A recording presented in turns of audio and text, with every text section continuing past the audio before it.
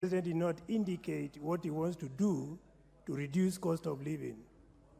If you look at fuel global prices, fuel has reduced by 5.68%. The President, Madam Speaker, never mentioned about fuel. When he was being elected, he was elected on a premise to lower the cost of living and more so fuel. The President was mute on this, Madam Speaker. Number two, the President never said anything about how to ensure electricity connectivity in all the villages. Madam Speaker, so many villages are really crying to have connectivity of electricity, considering their taxpayers. The President never said anything on this. Number three, the President talked about job creation, Madam Speaker. He did not specify on ethnic distribution when it comes to job creation. Recently, we saw recruit in KRA, 57% going to 2 tribes. Madam Speaker, we expect the President to explain to Kenyans on job creation who are the people who benefited ethnically on job creation. Number four, the President never indicated meaningfully what he wants to do. Wait, Honorable Member. What is out of order? Honorable Member for Thika.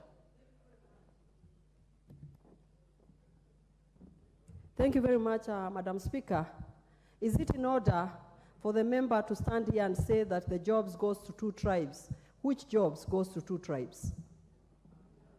Which 2 tribes? Allow me to respond to the... And you give us evidence. Allow me to respond to Honorable Member for Thika. She doesn't seem to be informed, and I want to inform her today. If she reads dailies, the national newspapers, the new recruits for KRA, it was clear mentioned that 57 of the new recruits went to 2 tribes. I don't want to appear as an ethnic biased person. Therefore, I may not need to specify who are these 2 tribes, but it was public domain. So I refer the honorable member to read and appraise herself. Honorable Kawanjiko, what is out of order? Thank you, Madam Speaker. And as we appreciate whatever MP Foyata is trying to say, we also need to make it clear that this is a house of record, Madam Speaker. And the moment that you say that the job opportunities went to 2 tribes, the member Foyata should be able to substantiate and say that this and this tribe, depending on whichever records that he has, that the position went to the only 2 tribes. So it's not in order for him to make lies in front of this house, Madam Speaker. Order, Honorable Kawanjiko. You know, they're intercepting my speech. Order, Honorable Basil. Order.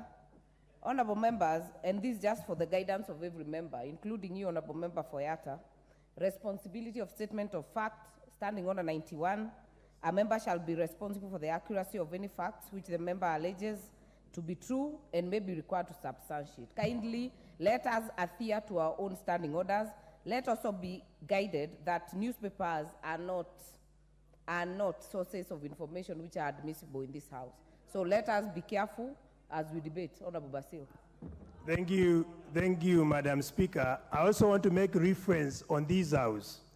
The issue of job distribution was debated when the CS for Treasury was here, Professor Juguna. He actually did acknowledge about that, and it's only that I did not get the actual record, but it was discussed on this house. The answer is clear and the information can be retrieved.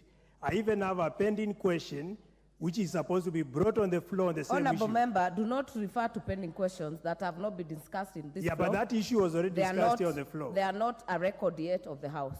That issue was already discussed. Anyway, let me proceed with my speech. If you intend to get this, we can always share.